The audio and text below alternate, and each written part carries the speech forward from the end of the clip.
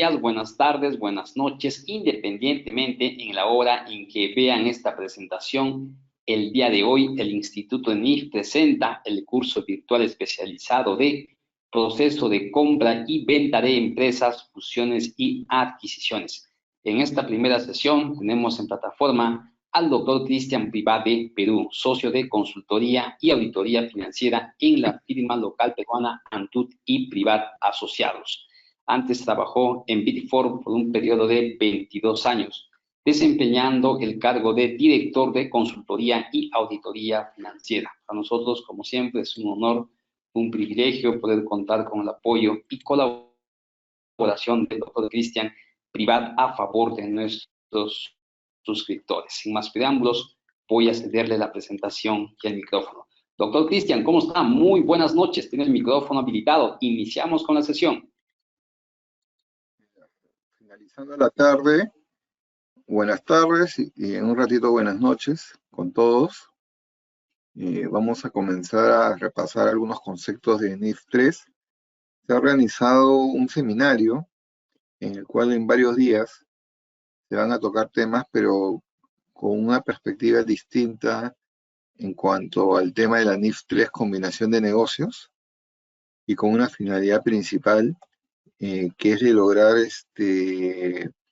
explicar bajo un enfoque práctico, que lo va a hacer Bruno Botteri a partir de la próxima clase, con algunos ejercicios prácticos para poder dinamizar y ver cómo ustedes pueden entender la combinación de negocios considerando un componente de práctico y cómo esto funciona. Lo primero que tenemos que entender es de que ¿qué es una combinación de negocios? Desde el mismo nombre que lo tiene. Primero tienes que entender que es un negocio. Y un negocio es un conjunto de procesos, output componentes que se interrelacionan entre sí con la finalidad de generar beneficios económicos a favor de los accionistas. Se puede confundir un negocio con un activo, porque muchas veces dentro de una misma entidad te puedes encontrar con un activo y si no existen procesos de negocio, no existe verdaderamente el negocio como tal, y existe un activo. Entonces, cuando hablamos combinación de negocios, estamos hablando que existen dos componentes relevantes. Una persona que es el que está adquiriendo y el adquirido. Entonces, cuando combino negocios, tiene que ver con el concepto de que estoy tratando de generar alguna clase de resultado en el cual combino dos negocios bajo el concepto de la adquisición. ¿Y qué es la adquisición? La adquisición es el proceso a través del cual, para efectos de la norma, yo tomo control de un negocio. Tomo control de un negocio y al combinar esos negocios se grafica un resultado, que es lo que vamos a ver poco a poco. Entonces, cuando hablamos combinación de negocios, mínimo tienen que haber dos partícipes, el que está adquiriendo y el adquirido. Y lo que tiene que haber es un negocio. El error más común podría ser de pensar que se está adquiriendo un negocio y en el fondo se está adquiriendo un activo. Entonces entonces ya no sería una combinación de negocios, sino simplemente sería una simple compra de activos. Vamos a ir repasando ciertos conceptos. Y una de las preguntas que nos podemos hacer, ¿cuáles son los motivos por los cuales se adquieren nuevos negocios? Y esto es un enfoque distinto porque ya no estamos hablando propiamente de la contabilidad normal y tradicional, en el cual íbamos al párrafo de la norma para entender, sino lo que queremos apreciar es de un punto de vista conceptual, qué está en nuestra cabeza por la cual me motivo a adquirir un negocio. Y vamos a ir desmenuzando punto por punto. El primer tema sería aumentar el nivel de crecimiento. Los negocios hoy en día y hace unos años pueden crecer orgánica o inorgánicamente. Y esto quiere decir de que tú puedes crecer producto de la expansión propia de tus operaciones, de tus propias actividades, o puedes crecer también comprando negocios que se acoplen y se complementen. El enfoque de negocio ha ido cambiando a lo largo del tiempo. Antes tú comprabas negocios y la especialización no era el deber ser y tú lo único que creabas grandes corporaciones.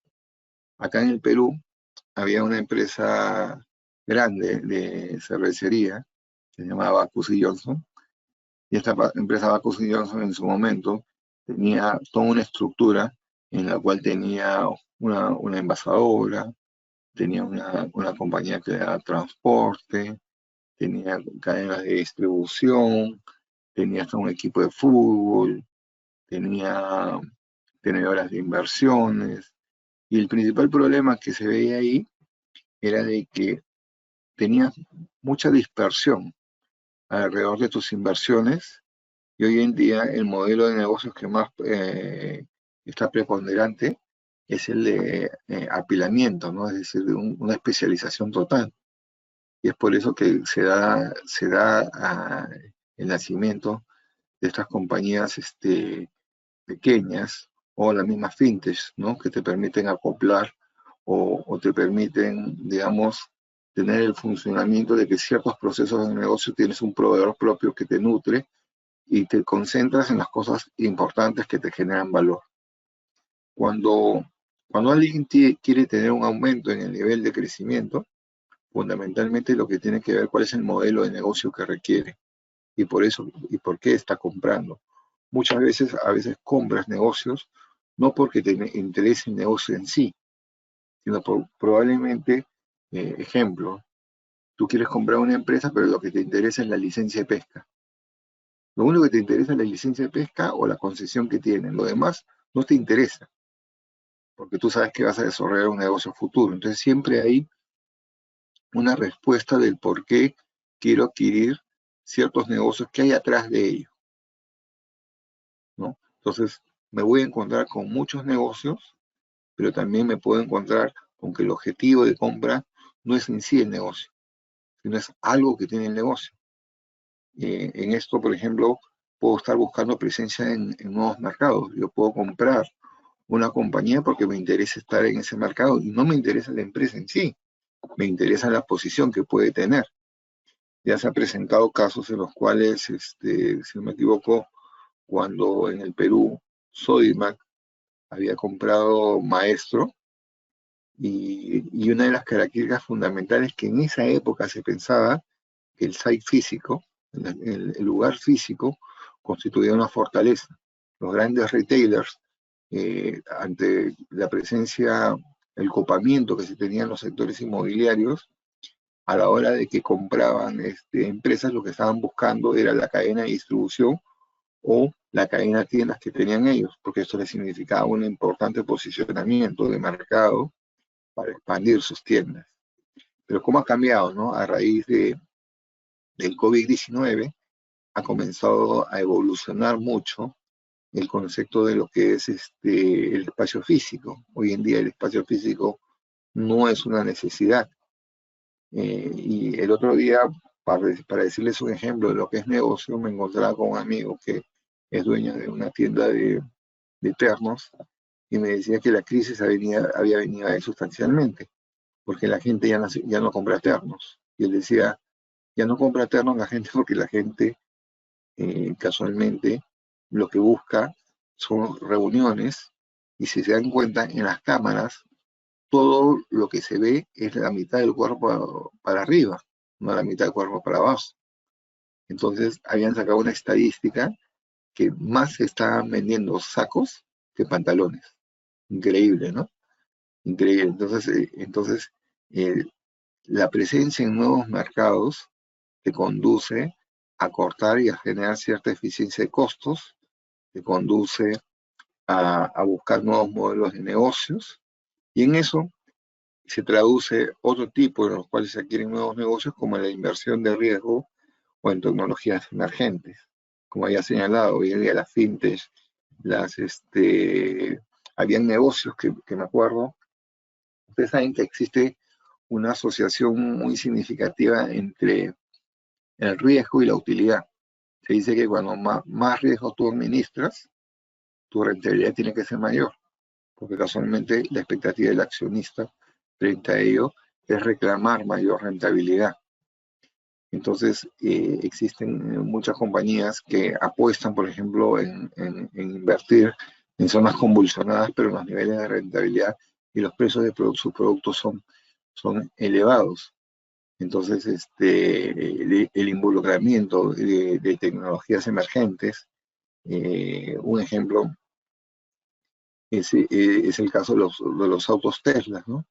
Que, que en algún momento la cotización de estos automóviles o esta industria era tan baja y hoy en día la cotización en el mercado es creciente debido a que las compañías tecnológicas tienen una expectativa de crecimiento mucho mayor que la que nosotros habíamos podido haber pensado en el pasado, ¿no? Eliminar debilidades estratégicas, por ejemplo, la escasez de una materia prima. Muchas veces lo que compras es a un proveedor que te puede hacer que tu cadena de valor alrededor de determinados suministros se vuelva más óptima. Pueden ser distintas estrategias de algo que te está faltando. Incrementar eficiencia, aprovechar sinergias. ¿Y qué le llamamos a sinergias?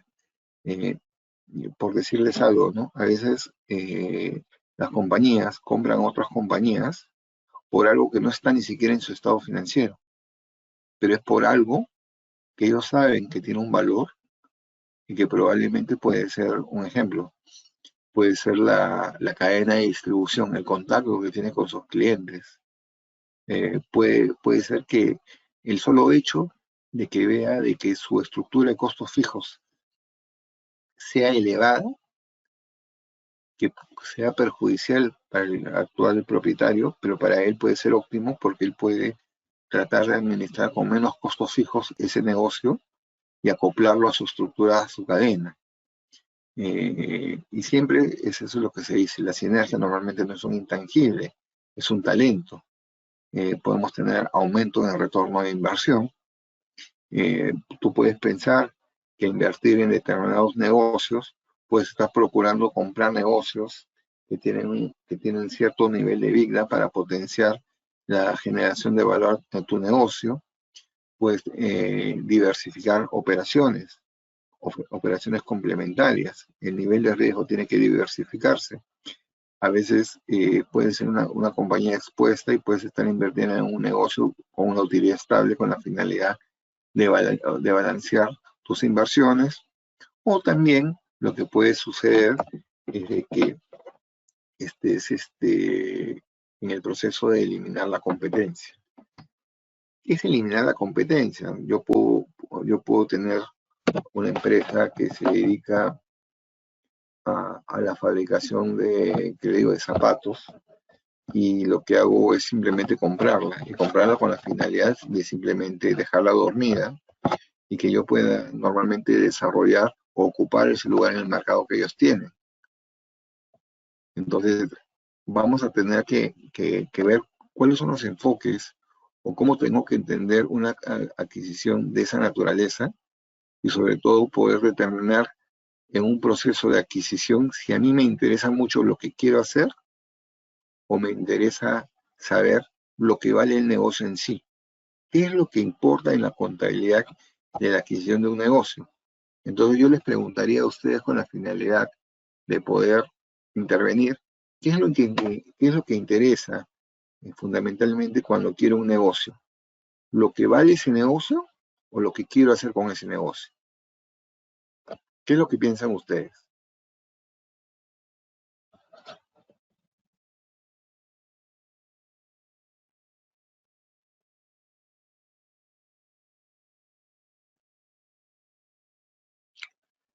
Fundamentalmente,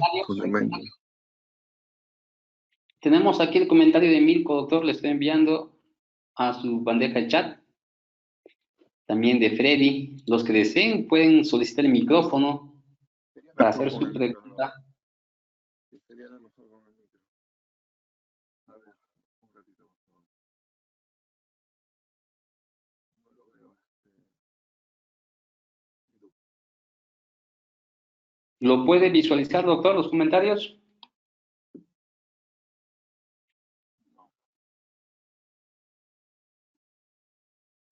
¿Usted está acá?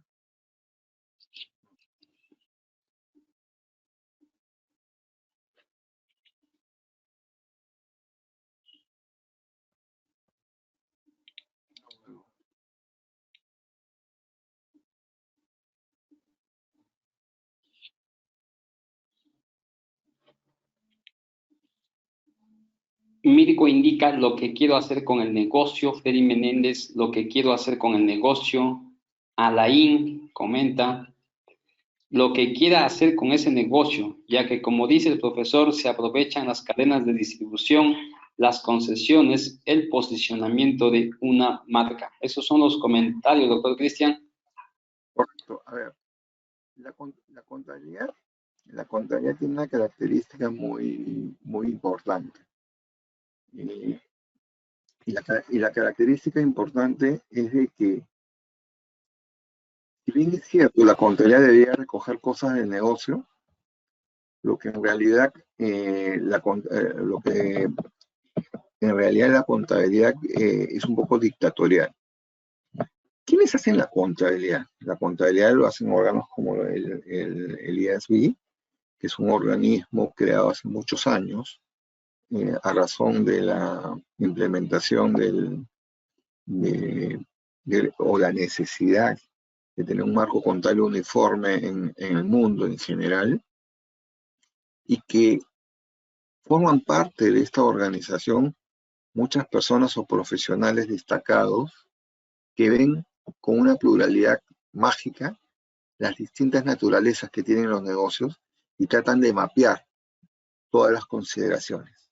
En las normas contables no resulta simplemente de un hecho que aparezca un contador y da la norma. No sucede eso. Lo que sucede es de que son profesionales que ya han tenido cierto recorrido y recogen una serie de problemáticas en el mundo económico que existen y tratan de regularlas contablemente. Y como tratan de regularlas contablemente, no siempre se tienen respuestas a todas las necesidades que puede tener alguien, porque están reñidas muchas veces con intereses propios. Entonces, cuando uno toma en cuenta el caso de una combinación de negocios, lo primero que está considerando propiamente es decir, yo compro un negocio con la finalidad de tomar control, pagar un precio por ese negocio, que es lo que yo pienso que tiene un valor para mí, y que encima de ese valor que tiene cada uno de los activos que estoy adquiriendo, tiene un mayor valor aún que estoy pagando por algunos conceptos que no califican como activos, que inclusive puede ser la misma sinergia. Entonces, si yo quiero comprar un negocio, propiamente dicho, que lo voy a sacar del mercado, a mí primero me tiene que interesar no lo que voy a hacer con él. Lo que me tiene que interesar es qué es lo que vale ese negocio, qué es lo que vale ese negocio para todos los efectos. Decir qué es lo que vale este negocio para todos los efectos es tomar en consideración de que si yo no tuviera que cerrar el negocio, es un negocio en marcha. Es un negocio que para todos los partícipes del mercado tiene un valor. Un cliente es un negocio que tiene activos, que tiene un mercado, que tiene procesos de negocio, que tiene proveedores, que tiene planillas, que tiene sistemas, que tiene una serie, y todo eso constituye un valor. Si el negocio continuara funcionando, genera una rentabilidad. La diferencia es que tu objetivo empresarial es distinto. Como tu objetivo empresarial es distinto, lo que tú haces fundamentalmente es, primero lo compras y lo contabilizas como una empresa en marcha, tomando en consideración las reglas que vamos a ver más adelante, que lo que tú pagas es lo que tú piensas que vale un negocio. Y tú sabes que una compañía está compuesta por un patrimonio, y ese patrimonio está compuesto por un activo neto, que es la diferencia entre el activo y el pasivo. Cuando tú pagas un negocio, de alguna manera tú le estás dando un valor a la caja, a las cuentas por cobrar, al activo fijo, a algún intangible, ¿correcto? Que no es lo mismo que el valor contable. Sin embargo, a veces pagas más que inclusive que el valor de esos activos propiamente dicho, porque tú sabes que existe algo que tiene ese negocio que te conviene pagar más, porque le estás retribuyendo al otro esa ganancia futura que vas a tener. ¿Correcto? Ejemplo, si yo voy a cerrar un negocio, a la hora de yo poder adquirir este negocio, potencialmente yo sé el solo hecho que este señor se vaya del mercado y yo entre a su mercado, me va a generar una rentabilidad. Entonces lo que hago primero es contabilizar esta adquisición como si fuera un negocio empresa en marcha. Pero al día siguiente que efectúe esa adquisición, ya comienzo a tomar las decisiones. Deteriorar, de repente paro la planta, suspendo operaciones, comunico a los empleados que estoy haciendo un plan de reestructuración de cierre, doy incentivos, son cosas posteriores. Entonces, cuando compro un negocio, ¿qué es lo que interesa para la contabilidad? Lo primero es saber lo que vale el negocio, como empresa en marcha, ¿correcto? Eso es lo más importante. Edu, un momentito, por favor, nada más, dame un puntito nada más. Aló. Sí, sí, doctor Cristian. Muchas gracias a las personas que están comentando. La forma de participar vía micrófono. Sí, sí, Edu, ya estoy. Lo que pasa es que a veces hay unas llamadas, ahora con la época del COVID, y justo me estaba llamando mi mamá. Dios mío, ¿qué ha pasado? Y, ¿ya? Sí, doctor. Entonces, sí, seguimos conversando. Entonces, como ustedes verán, si ustedes quieren ver cuál es la primera enseñanza que podemos sacar es, siempre cuando se compra un negocio, tu expectativa, independientemente del destino o los planes que tengas al futuro, lo primero que tienes que saber es que estás comprando un negocio que es un negocio en marcha. Y lo tienes que valorar como tal, en ese momento. Al día siguiente vienen las decisiones de la gerencia.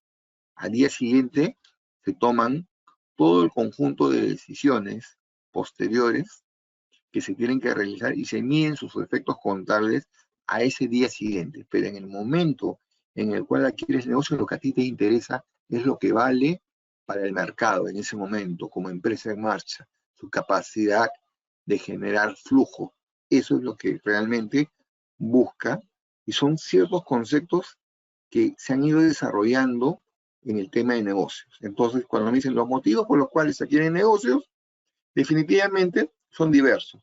Aumentar el nivel de crecimiento, buscar presencia en nuevos mercados, la inversión de riesgo en tecnologías emergentes, eliminar debilidades estratégicas, incrementar eficiencias, aumentar el retorno de inversión, diversificar operaciones, eliminar la competencia. ¿Se dan cuenta? Que en la cabeza del empresario están metidos mil cosas que pudieran ayudar. Por ejemplo, si ustedes me preguntan, si yo tuviera un capital y quisiera comprar un negocio, ¿qué es lo primero que compraría? Yo creo que compraría una compañía de tecnología.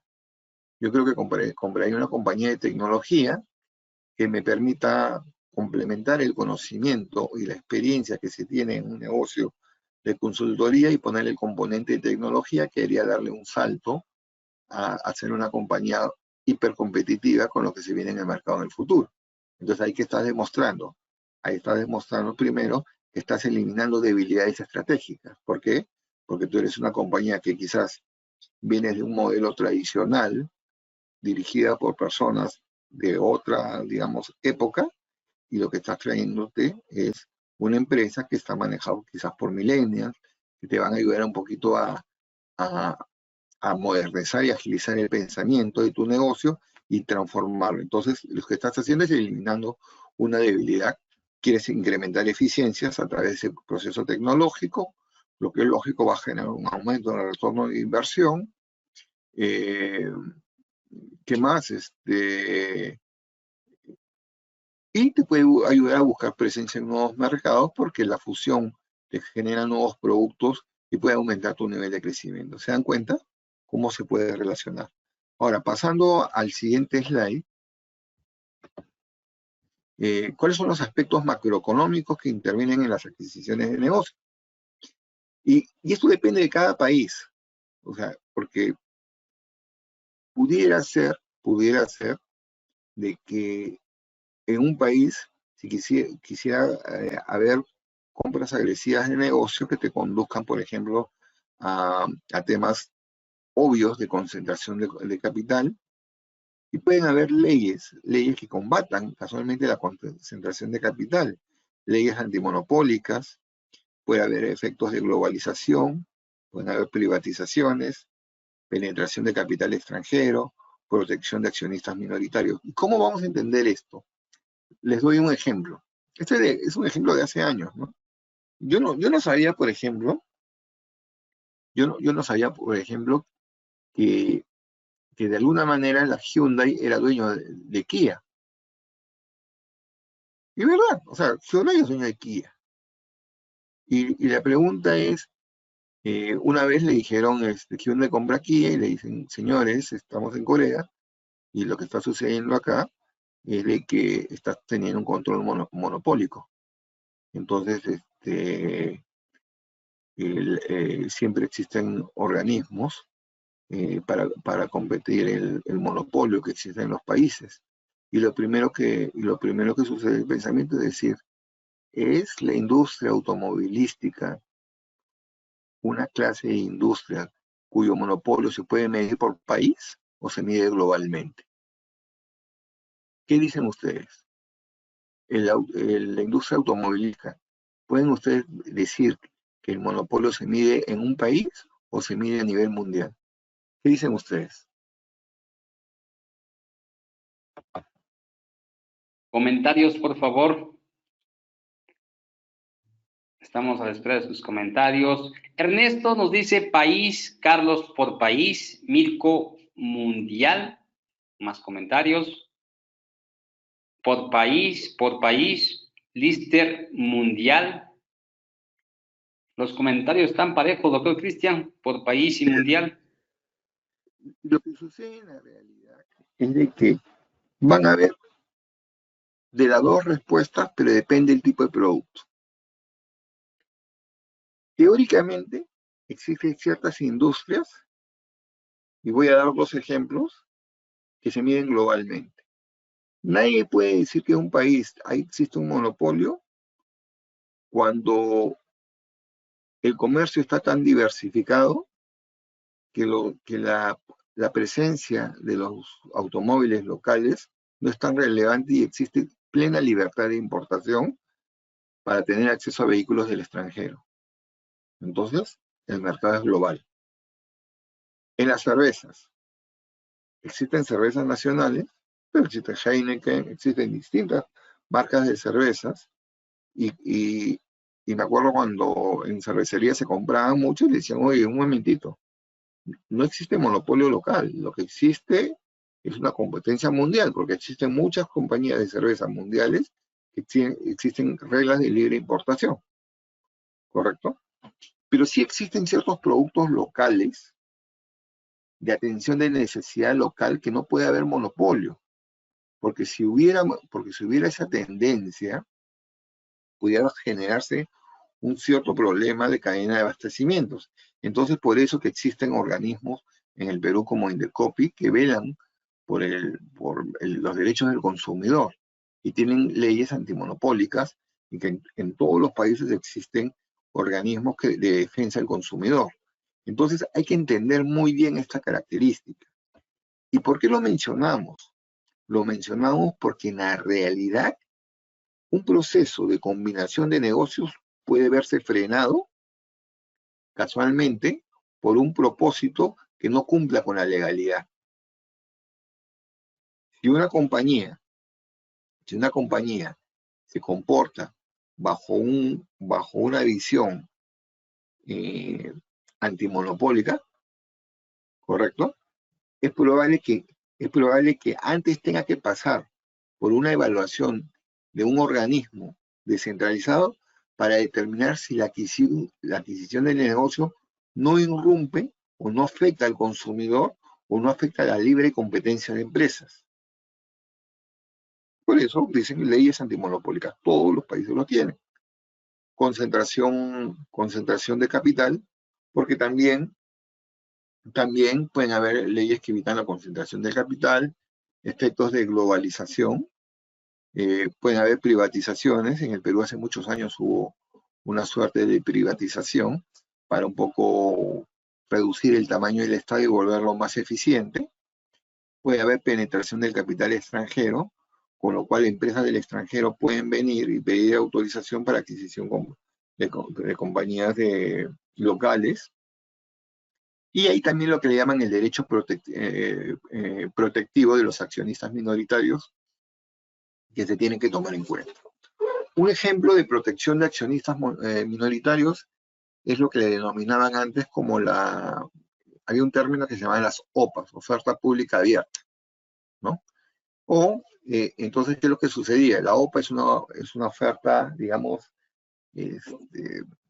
una suerte de propuesta en la cual tú vienes y dices, lanzas una oferta para comprarle a un grupo de minoritarios acciones, pero el grupo de accionistas minoritarios no puede vender libremente sus acciones, tiene que darle derecho preferente a sus demás accionistas.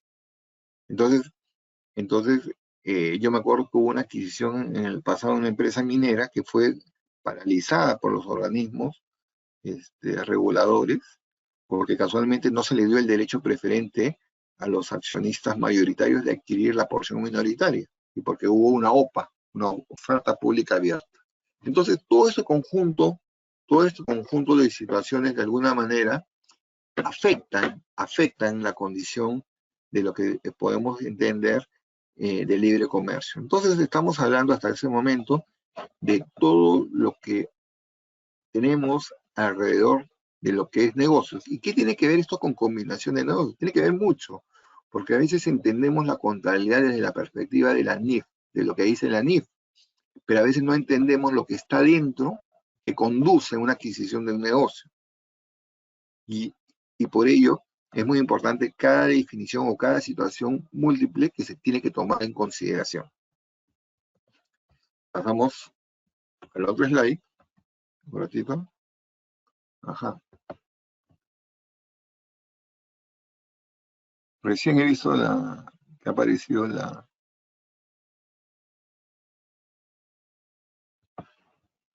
Listo. ¿Cuáles son los tipos de compras? O sea, ya de negocios que pueden existir. Los tipos de compras de negocio pueden haber, como lo había dicho, es horizontal, que son adquisiciones de empresas dentro de un mismo nivel, o pueden haber adquisiciones verticales, que es una adquisición que se da entre una empresa y su proveedor o cliente, ¿no? Que pueden comprender varias etapas de la cadena de valor. Pero lo que se está refiriendo aquí es que mientras quiere decir que adquieres negocios que pertenecen a tu mismo rubro y a tu mismo giro de negocio. Si tú eres una compañía embotelladora, ¿qué es lo que haces? Adquieres más plantas embotelladoras. Tu capacidad de oferta. Si eres una compañía que se dedica al almacenamiento, te interesa comprar probablemente o compañías que tengan terrenos que permitan implementarlos como almacenamiento, pero cuando tienes una integración vertical, lo que tú estás viendo es cuál es la cadena que te ayuda a completar tu servicio. Normalmente tú siempre has tenido proveedores, pero la única forma de volver eficientes tus costos a veces es adquirir a tus propios proveedores para mejorar sus procesos y que en sí tus costos cuando entren a la cadena de determinación del costeo de tus productos sea un costeo más óptimo. Antes se pensaba de que los negocios tenían que integrarse de forma vertical. Es decir, tú tenías que tratar de expanderte en todo lo que es tu cadena de abastecimiento con la finalidad de nutrirte y controlar la determinación de los costos. Hoy en día ya no es así. Hoy en día rinde la especialización y es por ello de que el modelo de pilas, que te conduce a la especialización pura de lo que tú eres, y simplemente comprarle a aquellos proveedores que se especializan casualmente en determinadas etapas del proceso de un negocio, ¿correcto? Y el conglomerado, que da lugar a adquisición de negocios, que son distintas actividades. Un conglomerado es una compañía que probablemente es constructora, de repente tiene un área de salud, tiene un área de petróleo, distintas actividades económicas. Es un conglomerado. Entonces pueden haber distintos tipos de negocio. ¿Cuál es la relación entre las partes involucradas? Voy a poner acá porque no me está dejando ver, en una fusión. La relación que existe puede ser negociación directa con los propietarios o una adquisición hostil. La negociación directa con los propietarios es cuando tú le ofreces a los propietarios casualmente que quieres formalmente, le haces una oferta de compra de la compañía y los propietarios tienen iguales derechos. Y una adquisición hostil es cuando a un grupo de accionistas le ofreces comprar sus acciones y no les ofreces a los demás accionistas. Entonces, es como el ejemplo que les dije de la OPA, que es una adquisición hostil, porque lo que buscas es meterte en el accionariado de una compañía sin necesidad de haber sido invitado o puesto en venta en la entidad.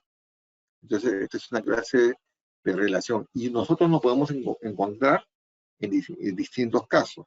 Y no se olviden una cosa, que no solamente se compra un negocio cuando se paga por un negocio. Un ejemplo, quiero comprar una cadena de distribución y lo que pago son 10 millones de dólares, pago directo. Pero también una compra podría constituir cuando probablemente una compañía está atravesando una situación económica y me dice, necesito dinero. Entonces yo le digo, yo te puedo prestar el dinero, pero no te voy a prestar el dinero, voy a aportarlo como capital. Entonces ahí cambia la situación. Y ahí cambia la situación porque verdaderamente al aportarlo como capital, lo que sucede es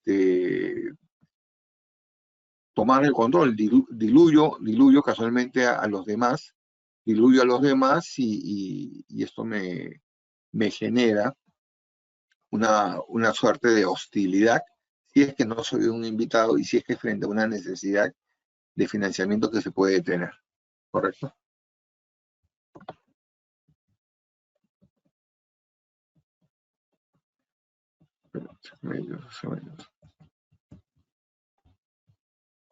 Ajá. Acá hay unas cosas que me había saltado, por estar mirando acá la composición, es ¿cuáles son las características? Habíamos dicho que en el caso de ciertas adquisiciones pueden haber adquisiciones normales directas y las adquisiciones hostiles, ¿no? Las adquisiciones hostiles, y que va a reafirmar un poco de lo que estaba explicando, es llevadas a espaldas de los que controlan la empresa objetivo. Claro, la empresa que administra un negocio no espera el incorporamiento de un nuevo inversionista. Por eso de que los estatutos de las compañías existen ciertas reglas de protección al accionista que le dan los derechos preferentes de adquirir acciones cuando un accionista se quiere retirar por encima de cualquier externo. O sea, yo tengo un capital de, digamos, de 100 millones de soles y tengo un accionista que tiene 20 millones, digamos, de acciones, y este señor, al vender las acciones, primero me tiene que decir al mayoritario si quiere comprar las acciones, y después, y eso tiene que estar regido en estatutos. Después, otra hostilidad puede ser el actual grupo que controla la empresa, vamos a salir de acá, que controla la empresa no tiene la mayoría absoluta de la capacidad de voto de más del 50%. Claro, el control de un negocio, o sea, antes se podía decir que quien controlaba un negocio era el que tenía más del 50%, porque él es el que podía determinar, digamos, tomar decisiones. Hoy en día eso ha cambiado, ya no es así. Ahora tú puedes controlar, porque tienes un pacto de accionistas que te confieren a ti la capacidad de controlar el negocio con un 40%. A veces se tienen que juntar accionistas para tomar el control.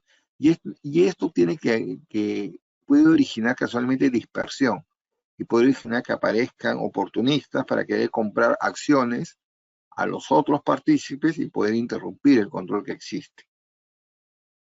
Otra característica puede ser el potencial adquiriente negocia con los grupos minoritarios de accionistas dispersos, y ese es el tema que yo les había mencionado de la OPA, pública de acciones, pero se llama oferta pública abierta.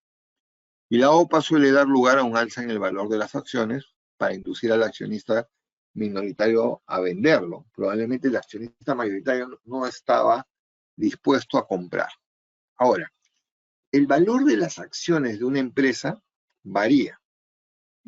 Siempre se van a encontrar en un concepto que tiene que ver con el concepto de lo que llaman la prima de control. No vale igual las acciones cuando compras un paquete de acciones como cuando tienes 49% y vas a comprar 2% más de las acciones para tomar control de la compañía. Entonces, ese 2% a veces puede valer una enormidad de dinero, porque con ese 2% tú tomas el control. Y lo sabe el vendedor. El vendedor sabe que si te da un porcentaje puede determinar un control absoluto, irrefutable. Entonces eso se llama la prima de control.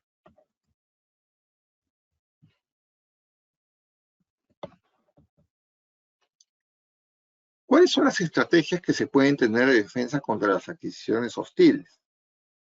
Una empresa vinculada o a la misma empresa le hace una OPA alternativa y se hacen modificaciones estatutarias o se toman acuerdos que hacen aumentar la cantidad de acciones en circulación, dificultando la toma de control. Claro, porque si tú le vas inmediatamente, determinas que los minoritarios tienen derecho a vender sus acciones, también tú le puedes conferir el derecho a los demás accionistas a aumentar capital, en la misma proporción de lo que estás vendiendo. Entonces hay estrategias de defensa contra las adquisiciones hostiles, y ese es un poquito entender. Hasta el momento de lo que estamos viendo es entender un poco qué hay atrás de este proceso de combinación de negocios. ¿Qué pasa cuando un negocio se compra? ¿Qué está metido ahí? ¿Cuáles son todo este conjunto de situaciones que pasa en la cabeza de alguien que quiere adquirir un negocio? ¿Cuáles son las oportunidades que tiene? ¿Cuáles son las hostilidades? Tú puedes comprar un negocio por propia voluntad de alguien que quiere vender, o también puedes forzar a alguien a vender sus acciones bajo distintas estrategias.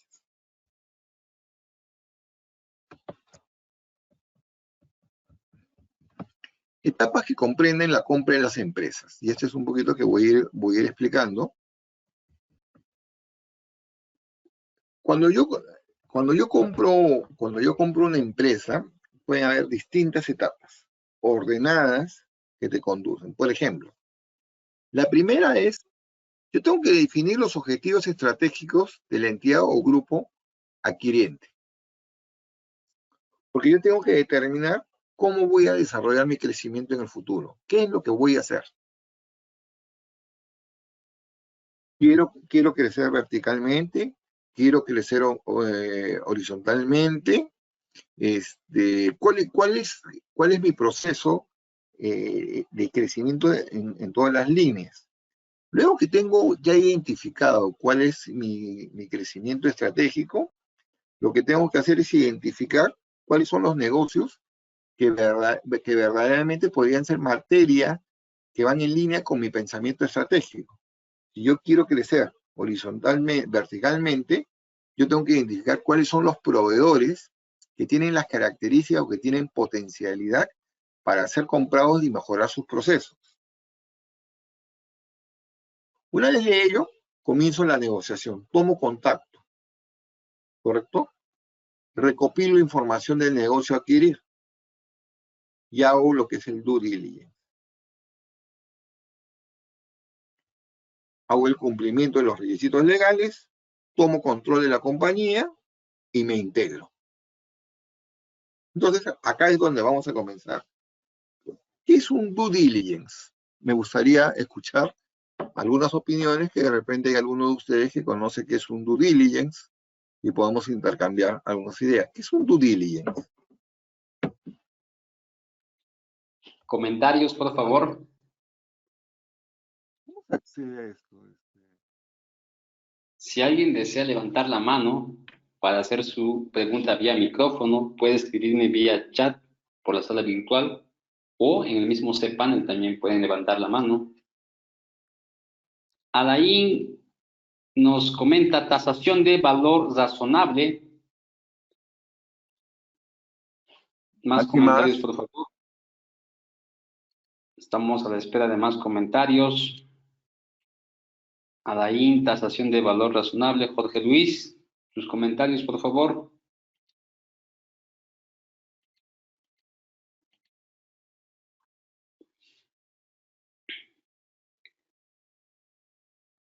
Por el momento tenemos solo el comentario de ahora, Paola. Paola, investigación sobre el negocio para poder apreciar determinados aspectos que se desconocen.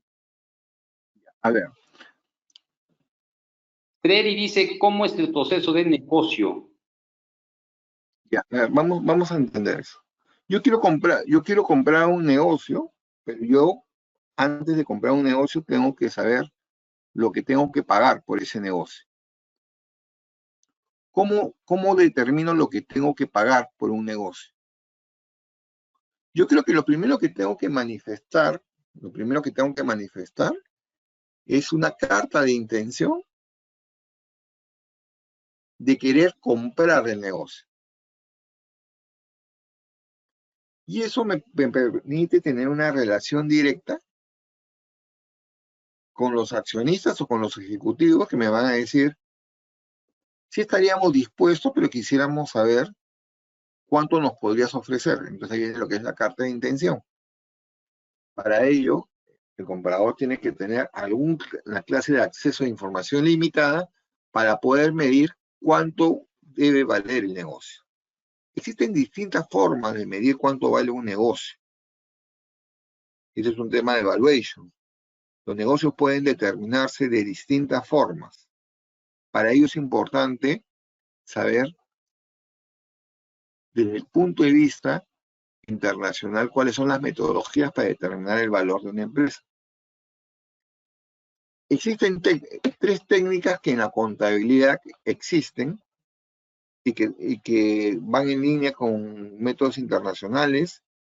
Uno es el método de flujos o el método de los ingresos, que quiere decir yo puedo determinar cuánto vale una compañía tomando en consideración el método de los ingresos.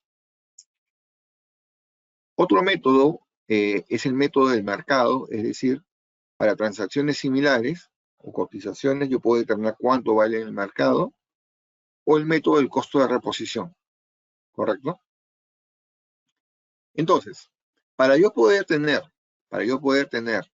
el método, normalmente en una compañía es mejor determinar sobre la base de flujos con la finalidad de determinar. Entonces lo que yo hago es, tengo una información financiera de la entidad y hago un modelo en donde determino cuánto es el flujo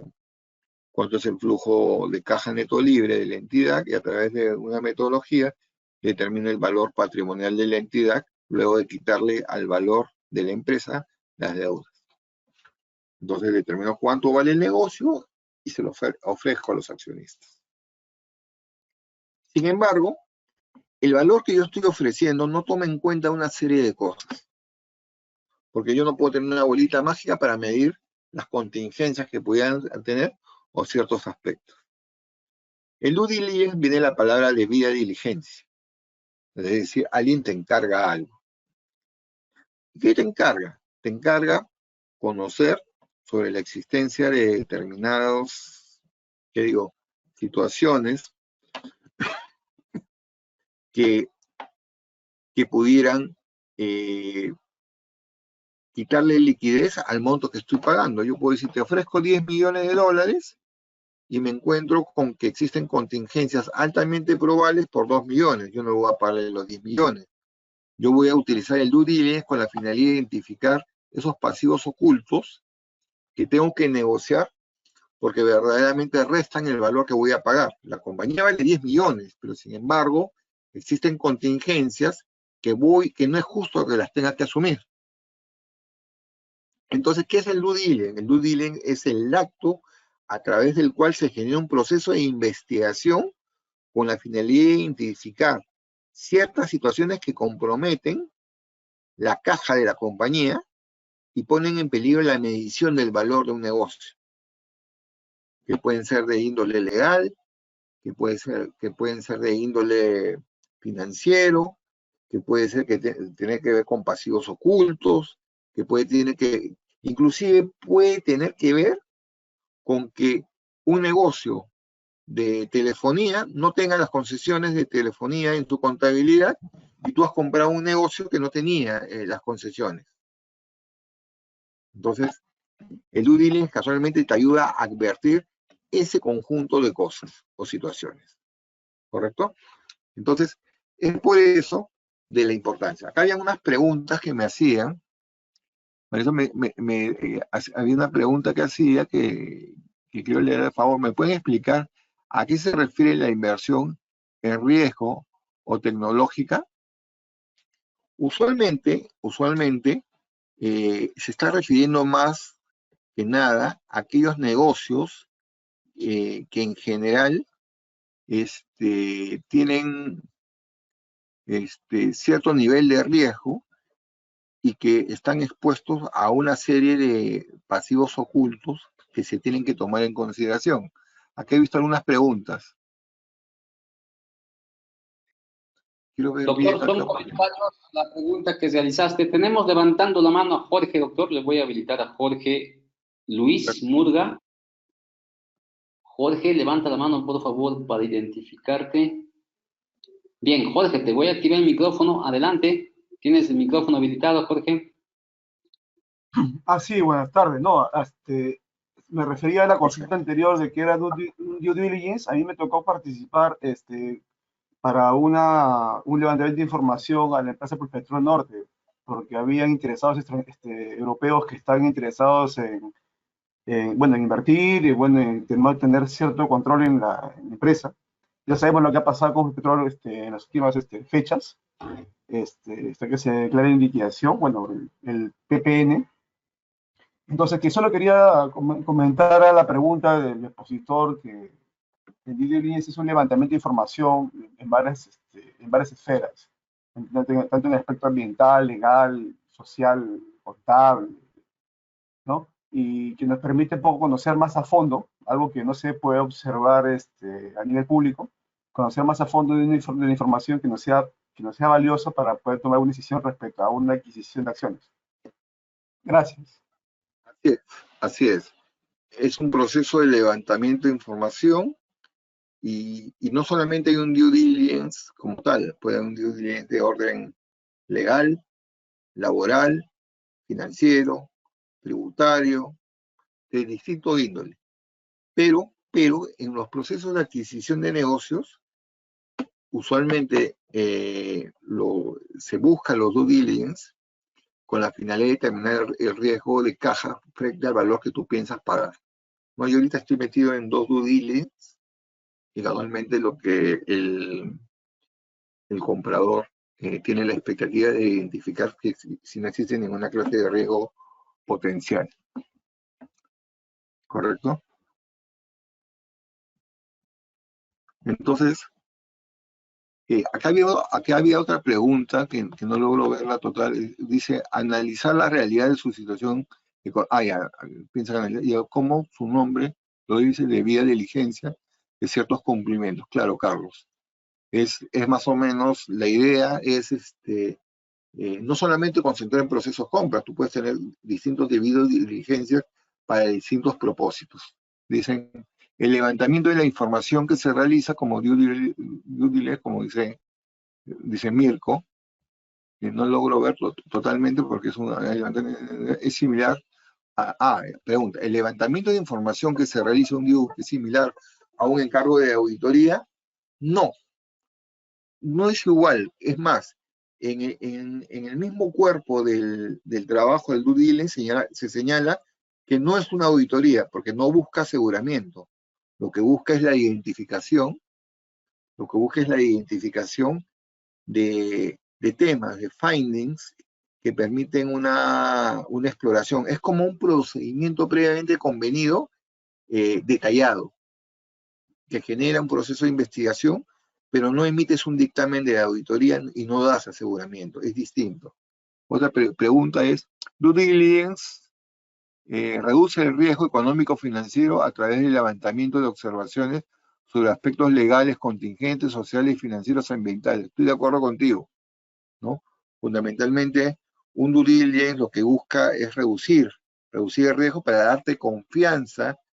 Es más, yo recuerdo que hemos estado haciendo un due diligence de una compañía concretera hace muchos años, y llegó un momento que los abogados detectaron un problema y simplemente vinieron y nos dijeron, levántense, se acabó el due. O sea, ya el trabajo que se estaba haciendo ya terminaba siendo pagado con lo que había identificado el área legal, porque había identificado un tema potencial que los vendedores no habían sido honestos de comentarlo al comprador, y el comprador, por un tema ético, desistió la compra, ¿no? Son esos efectos. Entonces, lo que tenemos que entender es que la debida diligencia, o el due diligence, es una herramienta necesaria. ¿Cuáles son los riesgos potenciales que podrían pasar? Los riesgos potenciales es de que te encuentres ante una empresa que tome la determinación de comprar un negocio y no haga un due diligence. ¿Es posible comprar un negocio sin due diligence? ¿Qué piensan ustedes?